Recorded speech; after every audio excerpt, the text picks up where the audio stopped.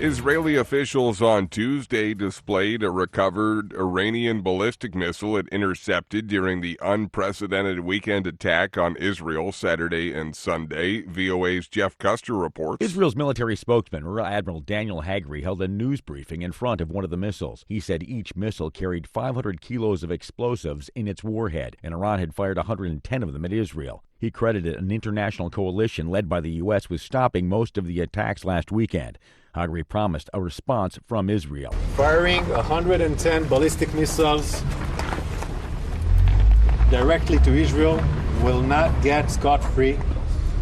We will respond in our time, in our place, in the way that we will choose. Israel's international allies have urged the nation to show restraint in its response. Jeff Custer, VOA News. Israel said Tuesday its strikes in South Lebanon killed 2 local Hezbollah commanders and another operative, with the Iran-backed group saying 3 of its members were killed as it launched rockets in retaliation. Israel and Hamas ally Hezbollah have been exchanging nearly daily cross-border fire since the Palestinian militant U.S.-designated terrorist group attacked southern Israel on October 7th, triggering war in the Gaza Strip. Ukrainian President Volodymyr Zelensky said a lack of air defense missiles prevented Ukraine from thwarting a Russian missile attack last week that destroyed the biggest power plant in the region around the capital, Kyiv. He said in the interview with PBS on Monday, the power plant was the biggest energy facility near Kyiv and was built to have a capacity of 1,800 megawatts, more than pre-war needs of Ukraine's biggest city. This is VOA News. A Ukrainian man who alleges he was tortured by Russian occupying forces has filed a legal complaint halfway around the world in Argentina, an unusual bid to seek accountability for alleged war crimes at a time when prosecutors in Ukraine are overwhelmed.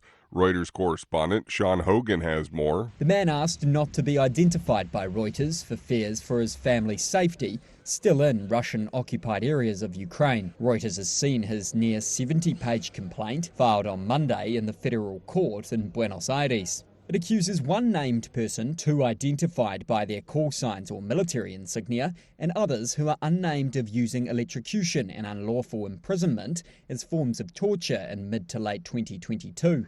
He alleges 12 to 20 people were held in cells 32 feet squared in the detention centre he was held in. The man's legal team said he was eventually released without charge and fled to safety. If accepted by Argentinian prosecutors, the case will be the first filed outside of Europe and the US looking at alleged Russian war crimes. Reuters correspondent Sean Hogan. Peru has defended its decision before a human rights court to free ex-president Alberto Fujimori from prison after he only served part of a 25-year sentence for crimes against humanity. Fujimori was sent to prison in 2009 over massacres committed by army death squads in 1991 and 1992, in which 25 people, including a child, were killed in supposed anti-terrorist operations. Malawi's President Lazarus Chakwera has ordered police to swiftly tighten border security to control tobacco smugglers who sell the crop to neighboring countries for better prices. Lamek Messina reports from Blantyre. Tobacco is the main cash crop and major foreign exchange earner in Malawi. Statistics from the Ministry of Agriculture show that the crop, also known in Malawi as green gold, contributes about 60% to the country's foreign exchange basket. It also contributes about 13% to the country's gross domestic product. Recent reports, however, show that almost 10% of the crop is smuggled to neighboring countries like Zambia and Mozambique for better prices. Lamek Messina, VOA News, Blantyre. Saudi Arabia will host fresh peace talks within the next 3 weeks on the war in Sudan, the United States said, calling Tuesday for both sides to negotiate in good faith toward a ceasefire. The discussions, which will be held in Saudi Arabia's port city of Jeddah, were announced Monday at a France-backed international conference in Paris that raised more than €2 million for Sudan.